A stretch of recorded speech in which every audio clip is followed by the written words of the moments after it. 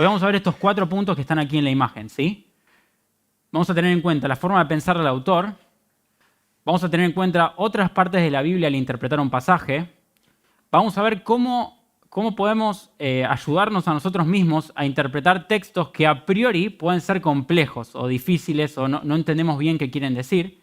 Y finalmente, el último punto es tener en cuenta el mensaje central del Evangelio al interpretar los pasajes, ¿sí?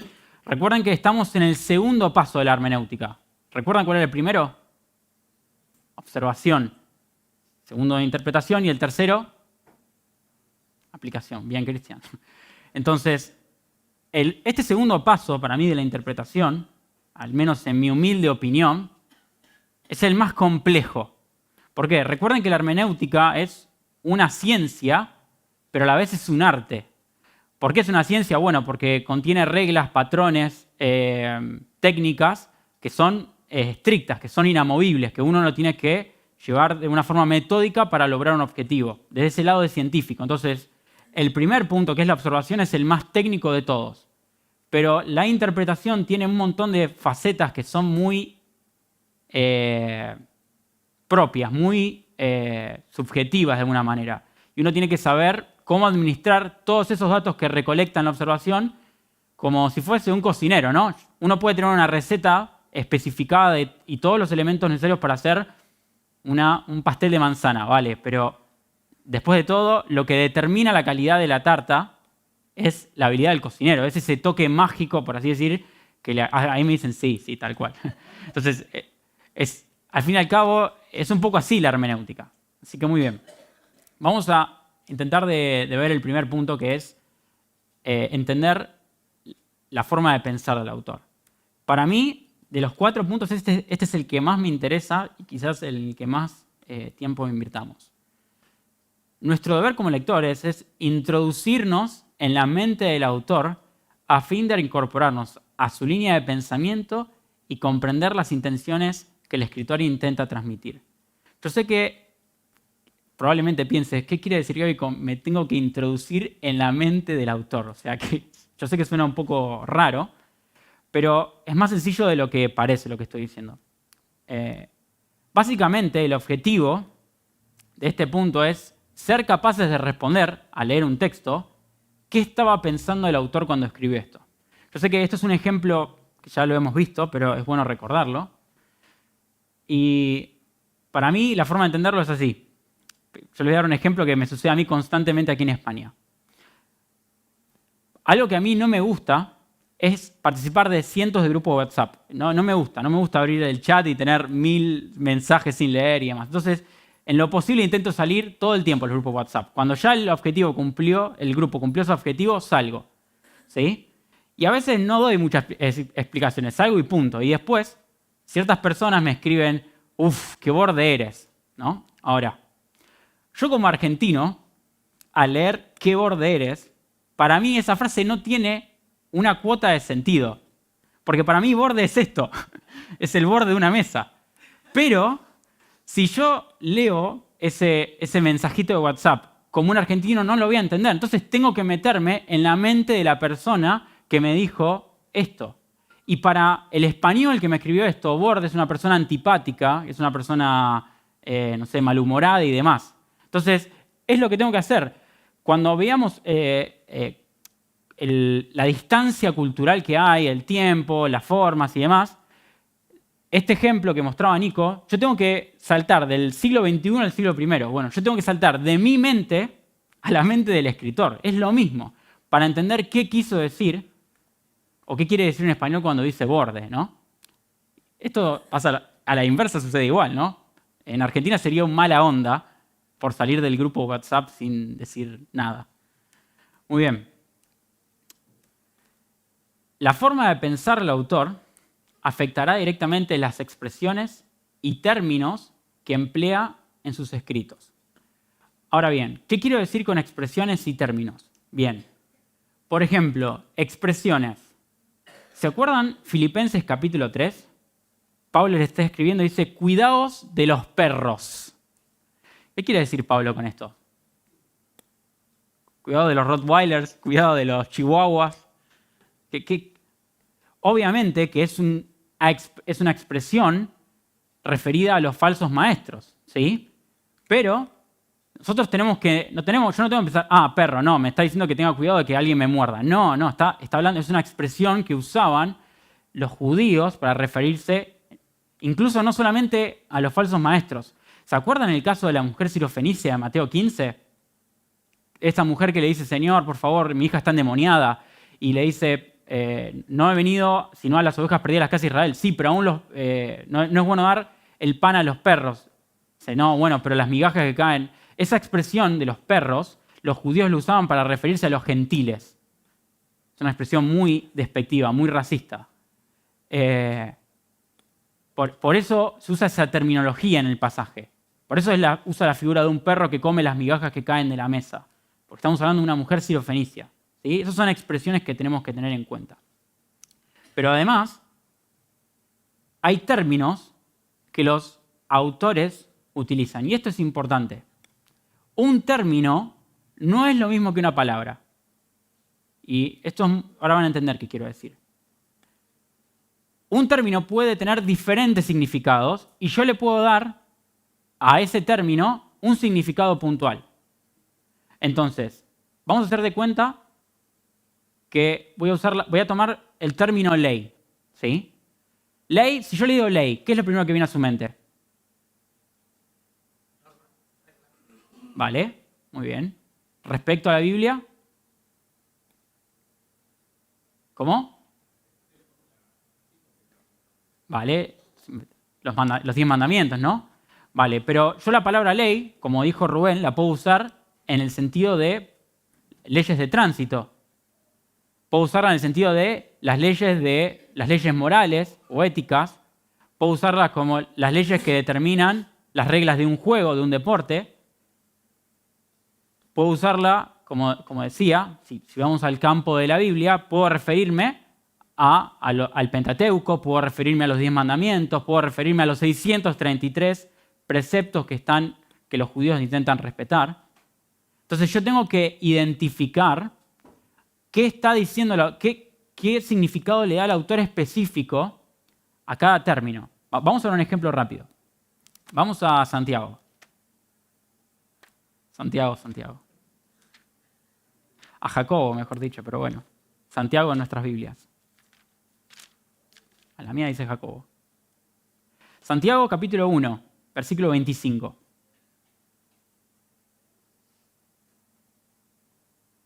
¿Alguno lo puede leer en voz alta? Pero el que mira atentamente a la ley perfecta, la ley de la libertad, y permanece en ella, no habiéndose vuelto un oidor olvidadizo, sino un hacedor eficaz, este será bienaventurado en lo que hace. Muy bien. Pregunta. ¿Qué significado le da Santiago a la palabra ley en este versículo? ¿Qué se está refiriendo? ¿A los mandamientos? Bien.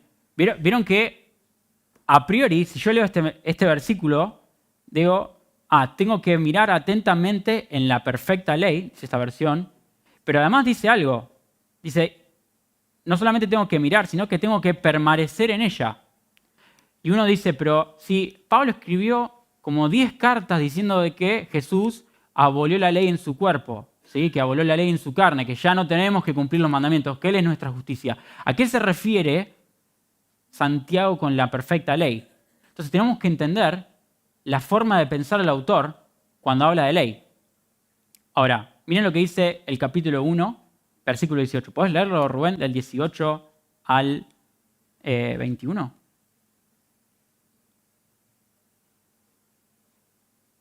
En el ejercicio de su voluntad, Él nos hizo nacer por la palabra de verdad, para que fuéramos las primicias de sus criaturas. Esto sabéis, mis amados hermanos, pero que cada uno sea pronto para oír, tardo para hablar, tardo para la ira, pues la ira del hombre no obra la justicia de Dios. Por lo cual, desechando toda injusticia y todo resto de malicia, recibid con humildad la palabra implantada. Es poderosa para salvar vuestras almas. Muy bien, acá tenemos otro término. ¿Qué quiere decir Santiago con palabra en estos 4 versículos?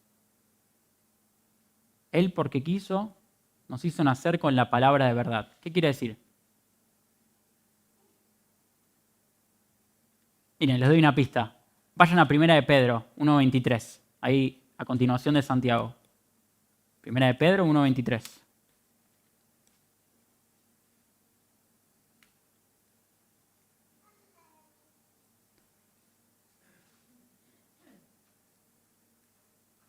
¿Lo tienen ahí?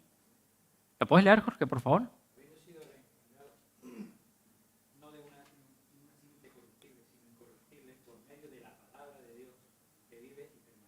Vale. ¿Tienen una pista de a qué se está refiriendo? Si todavía tienen dudas, ¿podés leer el 25, Jorge? Pero la palabra del Señor permanece para siempre. Y esta es la palabra anunciada a vosotros por el Evangelio. Vale. Pregunta. ¿A qué se está refiriendo Pedro y Santiago cuando dicen palabra anunciada a vosotros? Al Evangelio. No se está refiriendo a los 10 mandamientos. La perfecta ley, cuando habla de perfecta ley, está hablando de el Evangelio. Entonces, si van a Santiago de nuevo, ¿sí? Y tienen en cuenta esto, miren, vayan al capítulo 1 de Santiago, rápido, a ver si le ponemos eso. Esto me parece súper interesante e importante. Tengan en cuenta este significado de palabra, ¿no? Pero sed hacedores, dice el versículo 22, de la palabra y no solo oidores, engañándoos a vosotros mismos, ¿vale? Porque si alguno es oidor y no hacedor de la palabra, vale. Versículo 25, ¿cuál es la primera palabra que aparece? Pero, esto es importantísimo que lo puedas tener en cuenta. Pero, el que mira atentamente en la perfecta ley. ¿Qué está haciendo ese pero? Está contrastando el versículo 22 y 23 con el versículo 25. Hay quienes escuchan el Evangelio constantemente, pero no lo practican. Pero vosotros, ahí está, pero vosotros, verso 25, el que mira atentamente en el Evangelio, en la perfecta ley, la de la libertad, el Evangelio que trae libertad, y persevera, no siendo oidor olvidadizo, sino hacedor de la obra, este será bienaventurado en sus acciones. Ese es el significado que le está dando a la perfecta ley. Porque si miran un poquitito el contexto de Santiago, solamente un poco, van a entender de que estas personas no estaban practicando el Evangelio en su totalidad. El capítulo 2 es una clara muestra de que están haciendo acepción de personas. Cuando entra un rico en la sinagoga, lo reciben, tomá, sentate en los mejores lugares. Pero cuando viene un pobre, lo dejan al final. Eso no es practicar la perfecta ley. Entonces, por ejemplo, capítulo 2, versículo 12 del mismo libro de Santiago, mantiene la misma esencia. Así hablad y haced como quienes van a ser juzgados mediante una ley de libertad. Le está diciendo, compórtense, como dice Filipenses, compórtense de una manera digna del Evangelio, amándose unos a otros. Esa es la perfecta ley. ¿Se acuerdan Gálatas 6:2? Sobrellevad los unos las cargas de los otros y cumplid así la ley de Cristo. ¿Y a qué se refiere con ley de Cristo? Al Evangelio. ¿Ven que yo tengo que identificar? No está hablando de los 10 mandamientos, no está hablando del Pentateuco, ahora está hablando de cómo el Evangelio afecta, ¿no? Ahora, no tiene nada de malo que definamos como ley al Evangelio. Yo sé que suena como, no tengo que decir ley porque eso es de los judíos. A ver, el cristianismo tiene leyes. Incluso el versículo 26. ¿Qué palabra rara aparece en sus Biblias? ¿O qué palabra le llama la atención del capítulo 1 de Santiago?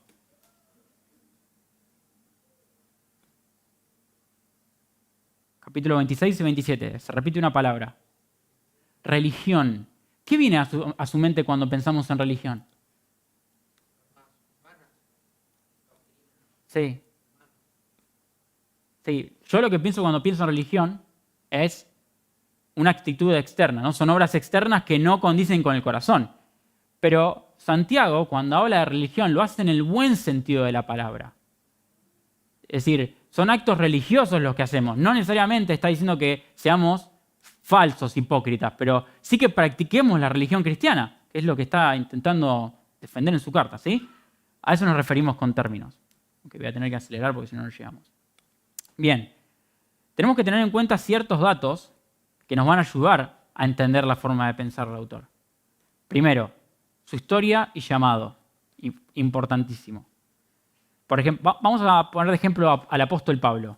¿Tenemos la historia y llamado de Pablo en la Biblia? Sí, Hechos capítulo 8 y 9, vemos la historia de Pablo y su llamado, ¿no? Cómo él aprobó la muerte de Esteban, pero en el capítulo siguiente él tuvo la visión de Jesús yendo de camino a Damasco. Entonces yo voy recopilando, mirá, así se convirtió Pablo, esta es su historia. Su trasfondo, es decir, su cultura, profesión, formación. De nuevo, Filipenses 3. ¿Sí? ¿Se acuerdan? Si alguno cree que tiene de qué gloriarse en la carne, yo más. Hebreo de hebreos, de la tribu de Benjamín, circuncidado al 8º día, en cuanto a la ley, perseguidor de la iglesia, en cuanto a celo, fariseo. O sea, me está dando todo su trasfondo Pablo en Filipenses 3. ¿Sí? Y eso me va dando información útil que digo, mirá, claro, Gabriel es argentino, sí, y nació en Rosario, sí, y estudió música.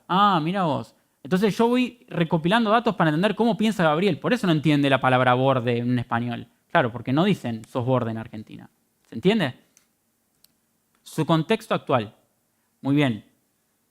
Muchas veces tenemos que considerar también el momento en el que está escribiendo el autor.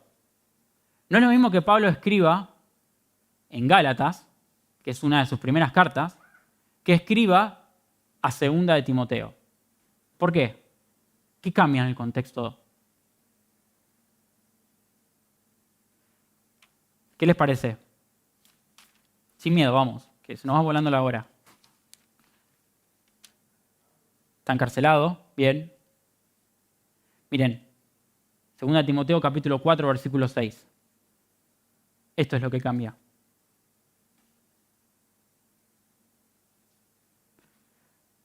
Porque yo ya estoy para ser derramado como libación, y el tiempo de mi partida es inminente, dice esta versión. Lo que cambia es que Pablo está a punto de ser ejecutado.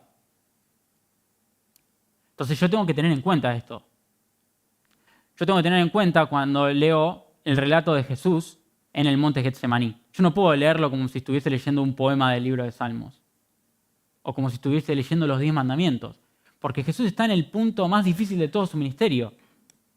A ver, piensen que Jesús está, esto ahora lo vamos a hablar después, está sudando sangre.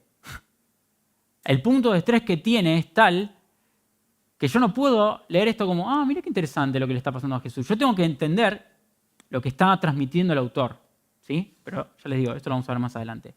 Y finalmente sus receptores, ¿sí? Esto lo vimos también a la hora de en la observación, pero yo no me dirijo de la misma manera a todas las personas.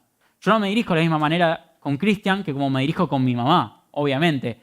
Mi forma de pensar es la misma con las dos personas, pero a mi mamá le hablo de una manera, obviamente, y a Cristian lo trato de otra. A mis amigos argentinos les hablo de una manera diferente de como les hablo a mis amigos españoles. Entonces yo tengo que tener en cuenta eso. Claro, le está hablando a los corintios. Entonces le va a hablar de una forma distinta. Un ejemplo rápido. Miren, vayan a 2 Corintios capítulo 6. Rápido.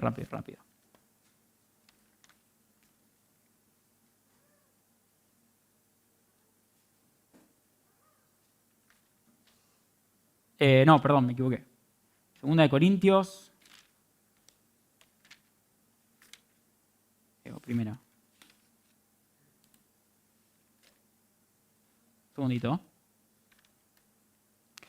Sí, acá está. 1 Corintios 6. Perdón. 1 Corintios 6.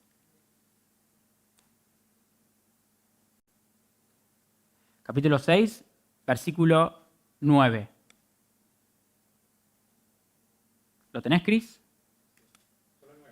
Sí. ¿No sabéis que los injustos no heredarán el reino de Dios? No os dejéis engañar. Ni los inmorales, ni los idólatras, ni los adúlteros, ni los afeminados, ni los homosexuales, ni los ladrones, ni los ávaros, ni los borrachos, ni los difamadores, ni los estafadores heredarán el reino de Dios. Pregunta, ¿esta lista es completa? ¿Solo estas personas no heredarán el reino de Dios? ¿Por qué nombra a estas personas?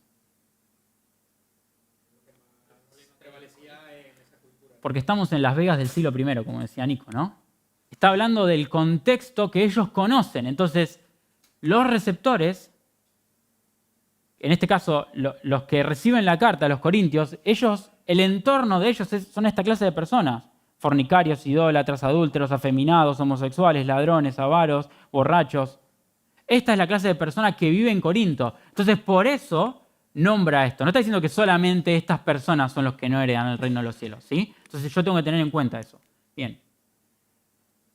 Por esta razón, vieron que en los bosquejos está dividido esto. Para entender la forma de pensar al autor necesito captar y percibir.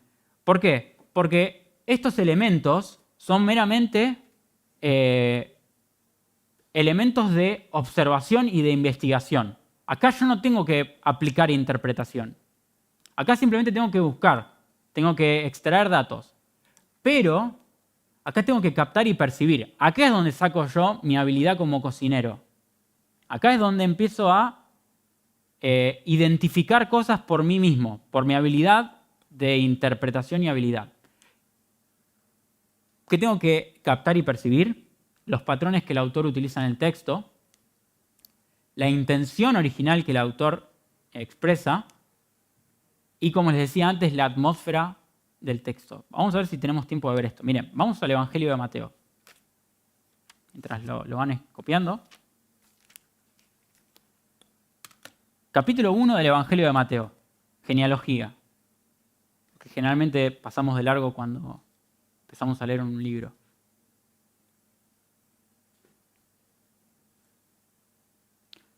Pri, ¿podés leer desde el versículo 2 hasta el 6? Perdón. Yo quiero que presten mucha atención a la genealogía que vamos a leer. Y quiero que intenten percibir y captar cuál es el patrón que va a utilizar Mateo en esta genealogía. ¿Sí? Presten mucha atención. Comienza Pri, por favor. Abraham fue el padre de Isaac, Isaac fue el padre de Jacob, fue el padre de Judá y de sus hermanos. Judá fue el padre de Fares y de Estera, la madre fue Tamar. Fares fue el padre de Hezrón, fue el padre de Ram. Ram fue el padre de Aminadab. Aminadab fue el padre de Naasón. Naasón fue el padre de Salmón. Salmón fue el padre de Boz, su madre fue Rahab. Boz fue el padre de Obed, su madre fue Ruth. Obed fue el padre de Isaí. Isaí fue el padre de David. David fue el padre de Salomón. Su madre fue Betsabé, la viuda de Uri. Bien, pregunta. ¿Captaron el patrón de esta genealogía? ¿Sí o no? ¿Cuál es? Vamos, si lo tienen. Uno engendró a otro y ese engendró a otro. Bueno, ese es el patrón literario, pero hay un detalle que está a la vista, que salta del texto. ¿Cómo se escribían las genealogías en la antigüedad? Bueno, de esta forma, ¿no? Pero cuando alguien se presentaba, ¿cómo decía su apellido? Hijo de. ¿Y qué decía? ¿Hijo de la madre o del padre? Del padre. Ah, mira qué curioso. ¿Y por qué acá nombra 4 madres? Ah, hay 4 madres en la genealogía. ¿Y por qué están estas 4 madres en la genealogía? A ver, vamos a ver. Tamar. ¿Quién fue Tamar?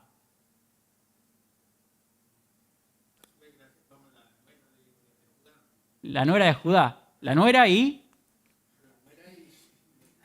la madre. Ah, mira qué curioso. Mira vos. ¿Y Rahab? ¿Quién fue? La que vivía sobre la muralla, ¿no? ¿Y Ruth? Moabita.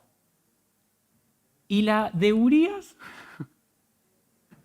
Noten, esto es increíble, pero el versículo 6 es el más, para mí es el versículo central de este capítulo.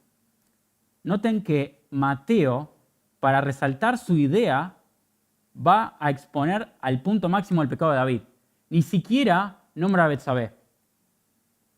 Lo que está diciendo es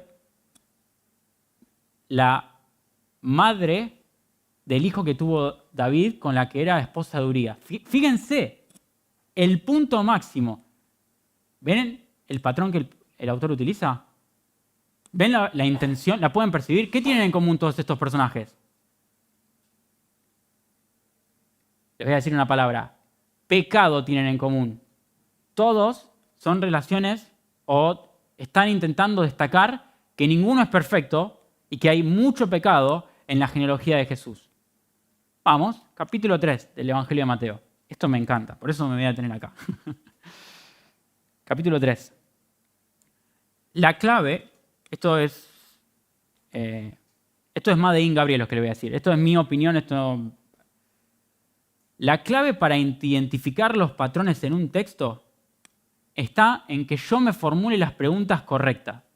Si yo determino qué preguntas le tengo que hacer al texto, si yo puedo determinar eso, tarde o temprano voy a llegar a la respuesta. Pero yo tengo que hacerme preguntas todo el tiempo. Si yo identifico qué me tengo que preguntar, voy a interpretar todo esto. Capítulo 3 del Evangelio de Mateo.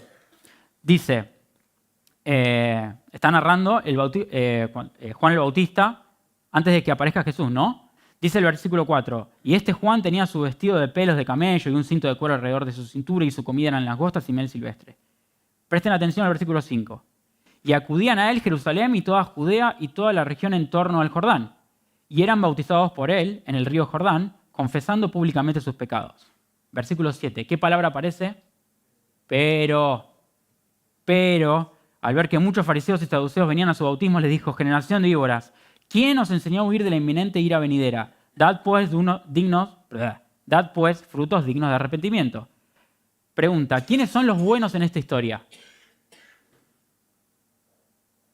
¿Y quiénes son los malos? Por decirlo de alguna manera. ¿Quiénes están siendo bautizados por Juan? Muy bien. ¿Eso es lo que tenían que hacer? Confesar sus pecados, ¿no? Tenían que bautizarse. Porque Juan es un profeta. Entonces ellos tenían que cumplir las órdenes del profeta que Dios había levantado. ¿Quiénes no se estaban bautizando? Los fariseos y saduceos. ¿Quiénes eran los fariseos y saduceos? Los líderes religiosos. Le voy a decir más, no eran solamente los líderes religiosos. Eran los hombres más justos de Israel, los hombres perfectos. Ellos eran los ejemplos de esto es un cristiano de verdad. ¿Sí?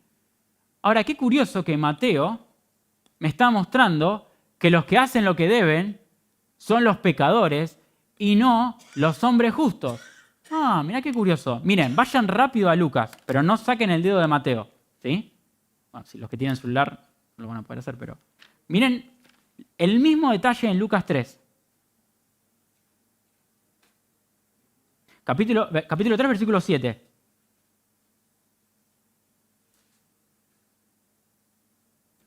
¿Qué dice? Léanlo, por favor, el que lo tenga.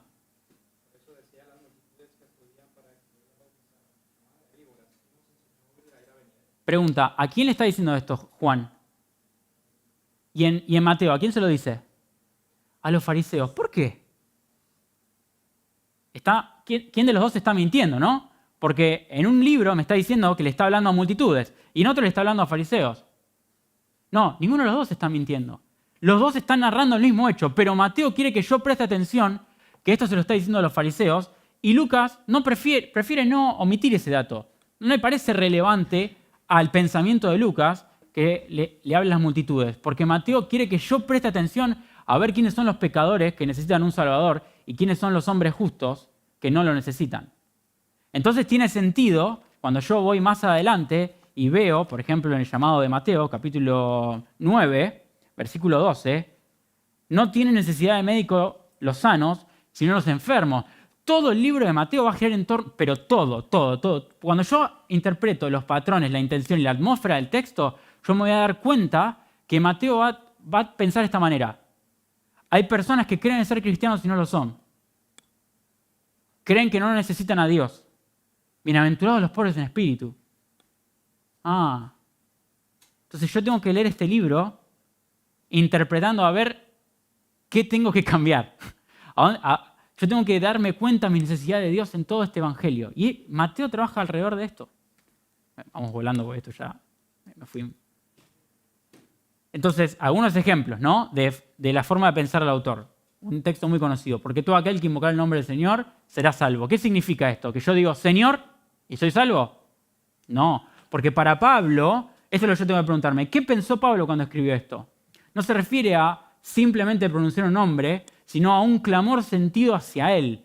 Pablo llega al capítulo 10 de Romanos desarrollando todo un contenido doctrinal extenso, complejo, detallado. Entonces, cuando ya va terminando todo su desarrollo doctrinal, dice, todo aquel que invoca el nombre del Señor será salvo. Claro, pero tiene todo un contexto eso.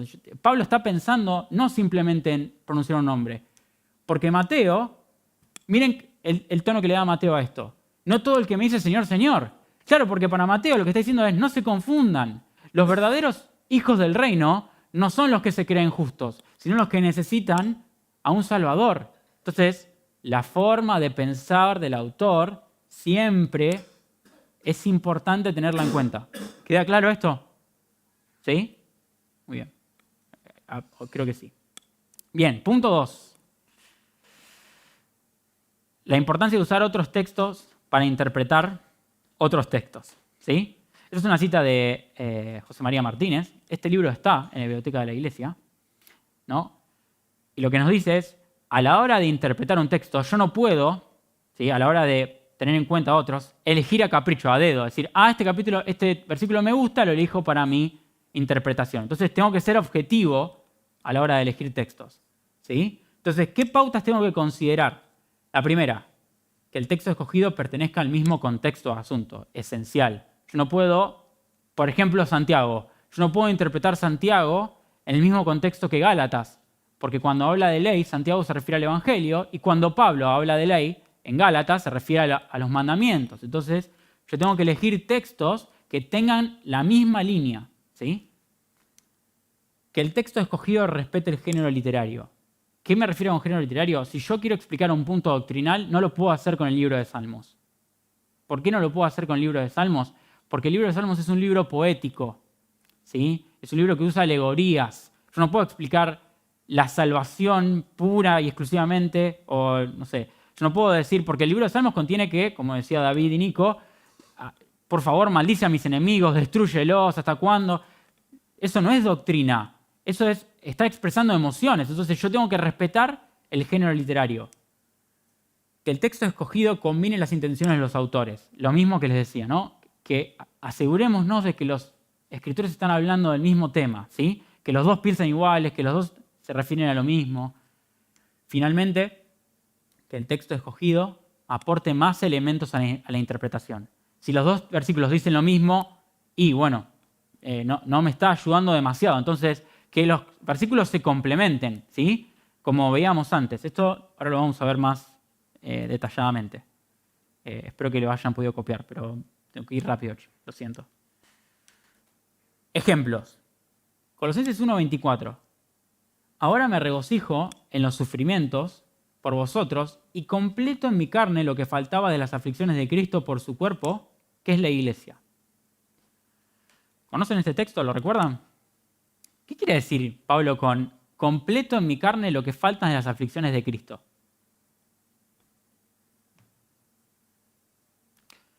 Es curioso porque casi que parece herético, ¿no? ¿Cómo Pablo va a completar en su carne las aflicciones de Cristo? ¿Que no fue suficiente la muerte de Jesús? No. No es que no fue suficiente. Es que él está usando una expresión típica suya. Miren, Filipenses 2:30. Porque a causa de la obra de Cristo, esto se refiere a Onésimo. Esto es cuando Onésimo se acercó hasta Pablo para llevarle una ofrenda. Entonces, porque a causa de la obra de Cristo, Onésimo estuvo al borde de la muerte, exponiendo su vida para completar lo que faltaba en vuestro servicio por mí. ¿Qué era lo que faltaba completar? Los filipenses tenían la ofrenda para Pablo, pero no podían, no había cuenta bancaria, no había home banking que se la enviaban y le llegaba el mail al celular de Pablo, ya me depositaron los filipenses. No. Entonces, alguien tiene que irse de Filipos hasta Roma y llevarle el dinero en un sobre a Pablo. En el viaje, Onésimo estuvo enfermo y casi muere. Entonces, a causa de la obra de Cristo, estuvo al borde, pero él completó lo que faltaba del servicio de Cristo. Es decir, esta expresión, otro texto más, ¿no? A los Corintios, llevando siempre en el cuerpo por todas las partes la muerte de Jesús.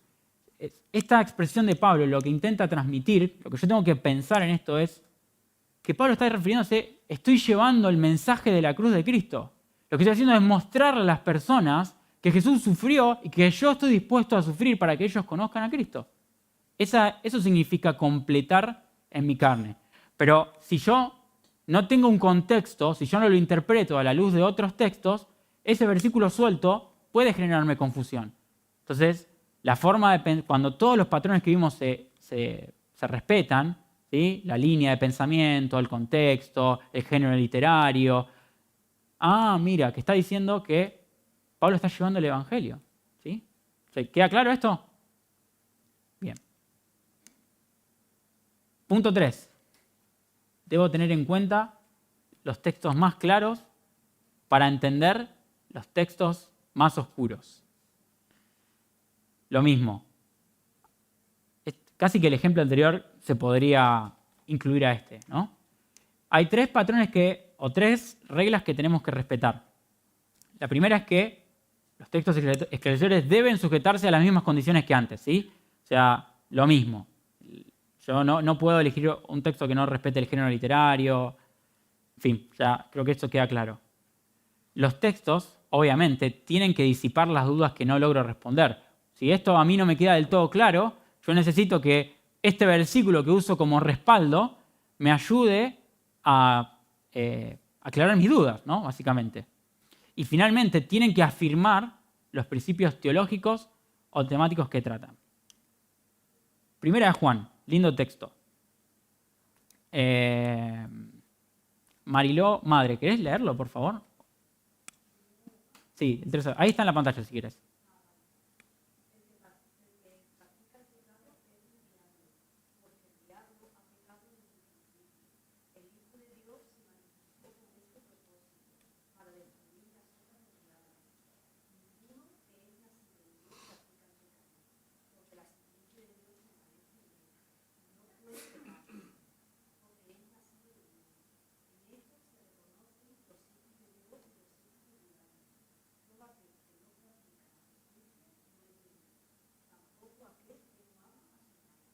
Pregunta, asumo que todos acá somos cristianos, ¿no?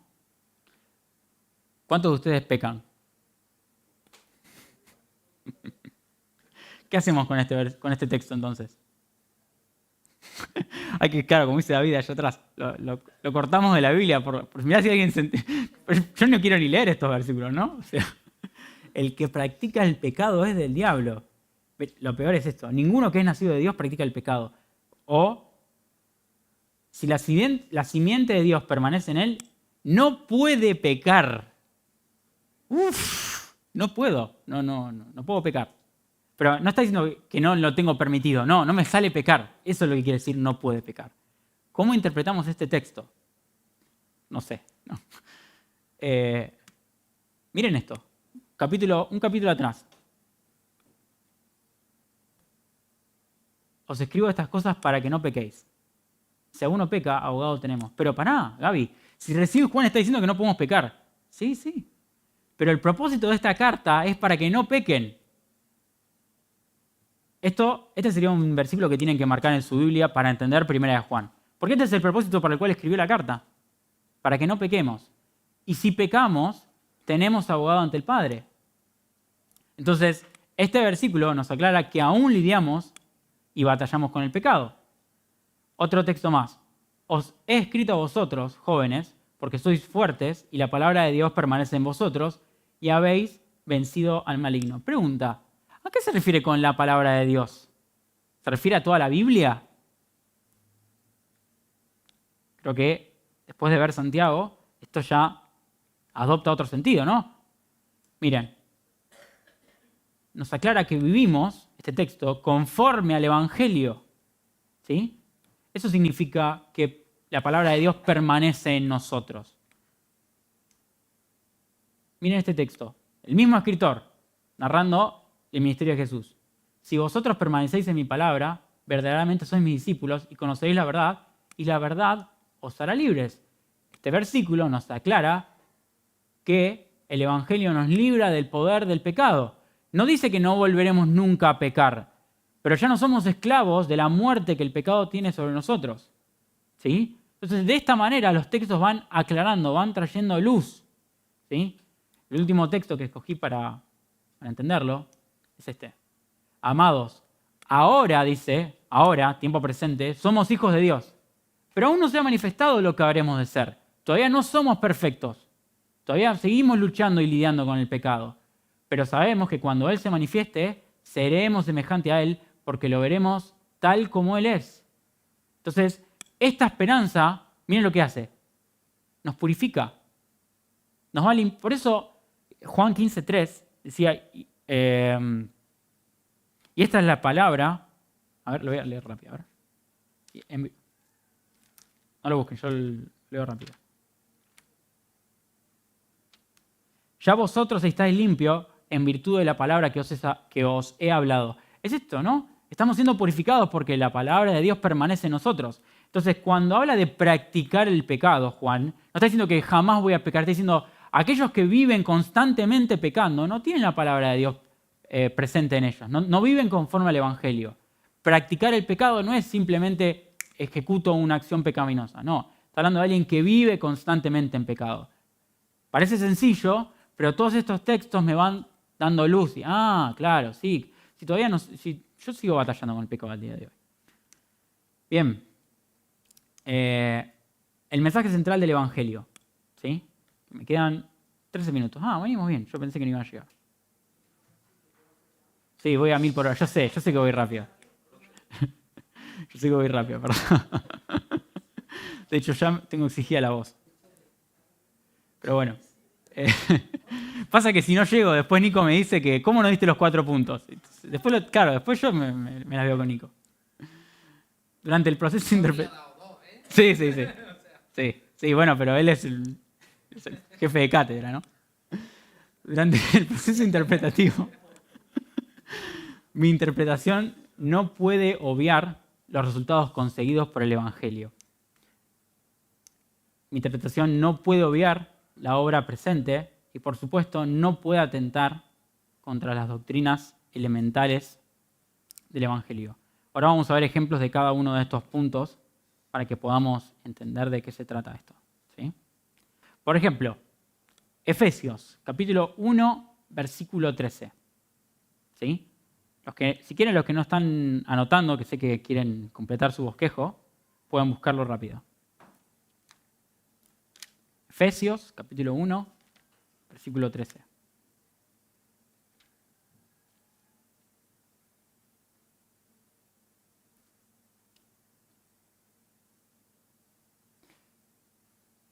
Texto conocido, ¿no? Dice así. En él, también vosotros, habiendo oído la palabra de la verdad, el evangelio de vuestra salvación, y habiendo creído en él, fuisteis sellados con el Espíritu Santo prometido. Entonces, yo a la hora de interpretar un texto, tengo que tener en cuenta estas cosas. Tengo que tener en cuenta que el evangelio es la seguridad de nuestra salvación. Entonces, cuando voy a interpretar un texto como 1 de Juan 3, nunca tengo que olvidarme de que Cristo aseguró por nosotros la obra. ¿Sí? Y es más, dejó un sello de garantía. ¿Cuál es ese sello? Espíritu Santo. Entonces, yo tengo que tener en cuenta esto a la hora de interpretar un texto. 1 Tesalonicenses 2:13 dice, por esto también nosotros, sin cesar, damos gracias a Dios de que cuando recibisteis la palabra de Dios, que oísteis de nosotros, la aceptasteis no como la palabra de hombre, sino como la que realmente es, la palabra de Dios, la cual también hace su obra en vosotros, los que creéis. Yo nunca tengo que olvidarme la obra presente del Evangelio en nuestra vida. El Evangelio está actuando permanentemente, ¿sí? El Evangelio nos ha santificado, ¿sí? En Romanos dice que hemos sido santificados, todo en Romanos 8, ¿no? Famoso texto. Habla de una obra pasada. Fuimos santificados, pero a la vez el Evangelio sigue obrando en nosotros día a día. Nos está purificando, nos está limpiando, ¿sí? Y finalmente, como decía 1 Juan 3, 2 al 3, habrá una santificación plena cuando estemos en el cielo. Y lo veamos a Jesús cara a cara, no me pregunten cómo, pero milagrosamente el pecado desaparecerá totalmente de nuestro espíritu. ¿Sí? Finalmente, Gálatas 1:6. Me maravillo de que tan pronto hayáis abandonado al que os llamó por la gracia de Cristo para seguir un evangelio diferente. nunca tengo que olvidar que el Evangelio de la Gracia nos imputa la perfecta justicia de Cristo. Lo mismo. Están totalmente relacionados estos tres principios. A la hora de interpretar un texto, en especial referido a la salvación, referido a nuestra justicia, referido a nuestra regeneración, todo lo que termina en Sion, básicamente tengo que tener en cuenta el Evangelio, su obra presente, pasada, futura, nuestra seguridad, ¿sí? Entonces es importante que lo tengamos en cuenta. Bien, me sobró una banda de tiempo, así que vamos a volver a un punto que me encanta. Sí, vamos a empezar de nuevo. Esto es lo bueno, ¿no? Cuando uno va quitando cosas, después le sobra para después. Los patrones que el autor utiliza en el texto. ¿Se acuerdan que cuando vimos... ¿dónde está? Esto. ¿A qué nos referimos con expresiones? A los modismos y formas literarias que adopta el escritor para enfatizar sus ideas y principios. Cuando yo escribo formas literarias me refiero, por ejemplo, a las figuras literarias que los autores utilizan en sus libros. Miren, vamos a ver una figura literaria hermosa que está en Génesis 22.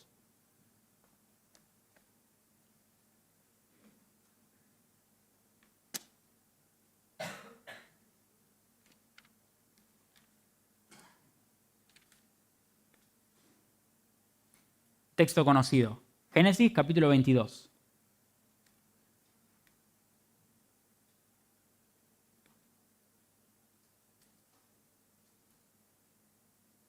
Vamos a leer desde el versículo 1 hasta el versículo 5. ¿Sí? Le voy a pedir a una de mis students, le voy a pedir a Sara, que siempre la tengo a mi derecha.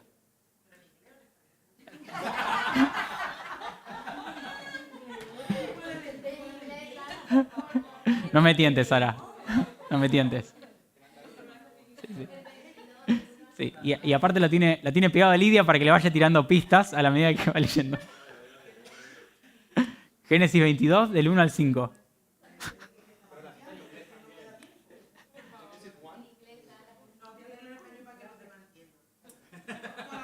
Por amor a... Claro, sí.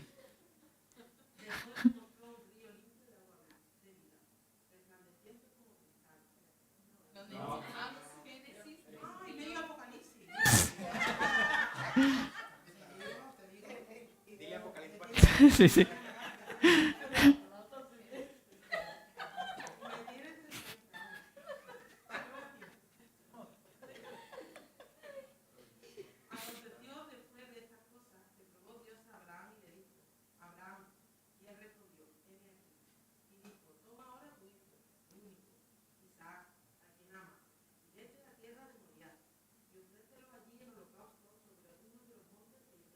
Bien, perdón, un segundito.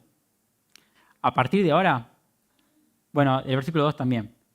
Quiero que presten suma atención a cuál es la palabra o letra que más se repite en estos versículos. ¿Sí? Seguí, Sara, por favor, desde el verso 3. Y Abraham se levantó muy de mañana, y enalbardó su asno, y tomó consigo 2 siervos suyos, y a Isaac su hijo, y cortó leña para el holocausto, y se levantó, y fue al lugar que Dios le dijo. Al atardecer, al tercer día, alzó Abraham sus ojos, y vio el lugar de lejos. Entonces dijo Abraham a sus siervos: esperad aquí por el asno, y yo y el muchacho iremos hasta allí y adoraremos, y volveremos a vosotros. Muy bien. Yo tenía una profesora de lengua en la primaria, lengua española, por supuesto.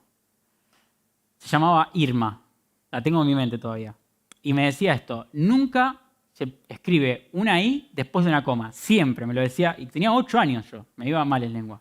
Entonces, al día de hoy estoy escribiendo y cuando voy a pensar en escribir una I después de una coma, digo, ¡ay, es cierto que Irma me dijo que no! Tengo que reformular la oración para no hacerlo. Hay una figura literaria muy importante en ese texto. ¿Qué palabra se repite constantemente en estos versículos? I. ¿Por qué? Se da una figura literaria muy linda que se llama polisíndenton. Rarísimo. Si quieren la pueden googlear. Pero esta figura literaria es cuando el escritor repite una conjunción constantemente. Puede ser y, o, pero, cualquier conjunción, cualquier palabra que una oraciones son conjunciones, ¿no? ¿Por qué hace eso? Porque quiere enfatizar un punto. Sorprendente que Abraham, yo no sé si tenía esto en mente Abraham cuando escribió, si dijo, voy a usar la Polysyndecton acá. No lo sé, no lo creo, pero ¿qué quiere enfatizar en este texto Abraham? Nos quedan 3 minutos, pero ¿recuerdan el capítulo 12 de Génesis llamado de Abraham? Miren, vamos a Génesis 12, rápido. Arrancamos 6 minutos tarde por eso.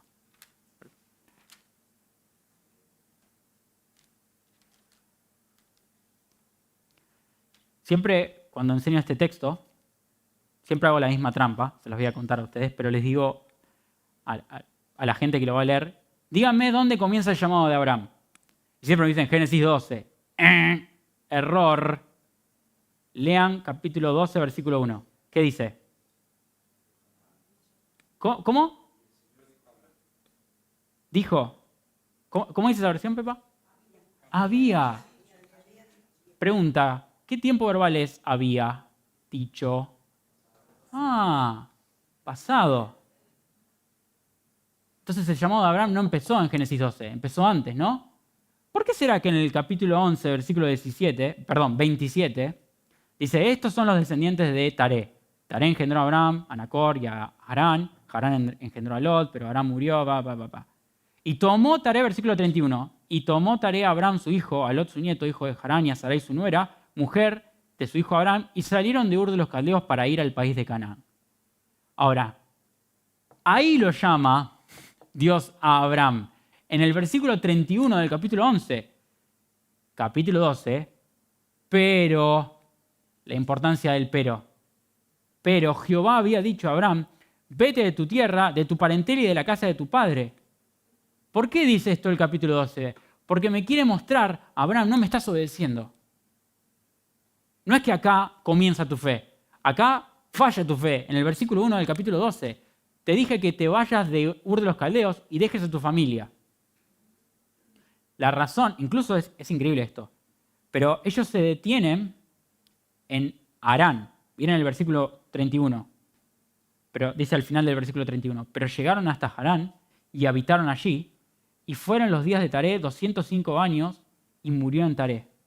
Lo interesante es que en este tiempo que estuvo en Harán, consiguió siervos, animales, riquezas. O sea que no estuvo un día, no paró ahí para pasar la noche. Estuvo años en Harán.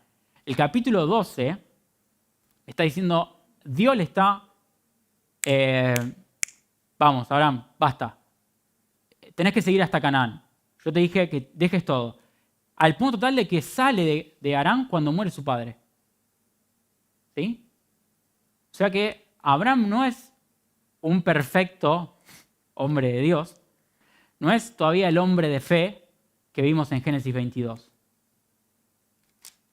Doy vuelta a la página. Abraham en Egipto. ¿Qué sucede? ¿Lo recuerdan? Entrega a Sarai todavía. Sarai. Mirá qué curioso. Sigo un poco más y veo que lo vuelve a repetir. Mirá vos. No es un hombre de fe todavía. Nace Ismael con Agar, ¿no? No es un hombre de fe. Te dije que ibas a tener un hijo con tu esposa Sara. Llego al capítulo 22 y ¿qué me encuentro? Dios probó a Abraham y le dijo, Abraham, y él respondió, heme aquí. Tenés que sacrificar a tu hijo. Muy bien. Lo que la Polysyndecton, esta figura literaria, va a destacar es que es un hombre que ahora actúa inmediatamente. Y se levantó y enalbardó su asno y tomó consigo 2 mozos y a su hijo y cortó troncos y fue por el holocausto y alzó sus ojos y divisó el lugar y dijo a Abraham, ya no es el hombre duditativo que está, pero si voy a Egipto me van a matar porque mi esposa es bella, pero si me quedo en Canaán me voy a morir de hambre, pero si vuelvo a Egipto me van a volver a matar, pero si Sarai tiene 90 años y yo 100 y es estéril, ya no es un hombre que está cuestionando eso. Las expresiones. Miren qué hermosa enseñanza que tiene Génesis 22. ¿Por qué? Porque detectamos una figura literaria. Ese es el objetivo de la interpretación. No solamente que interpretemos el texto, sino que nos gocemos de las verdades que están ocultas. Ese es el objetivo de la hermenéutica. Me encanta cuando Piper habla de esto. Él dice que Satanás puede ser un perfecto predicador del Evangelio, un excelente. De hecho, es el mejor teólogo, además de Jesús, que exista, ¿no? Pero hay algo que Satanás no puede hacer, que es gozarse del Evangelio, que es gozarse con la Biblia. Ese es el objetivo de la hermenéutica, no solamente interpretarla, sino disfrutar lo que Dios tiene para decirnos. ¿Sí? Hasta acá llegamos, chicos.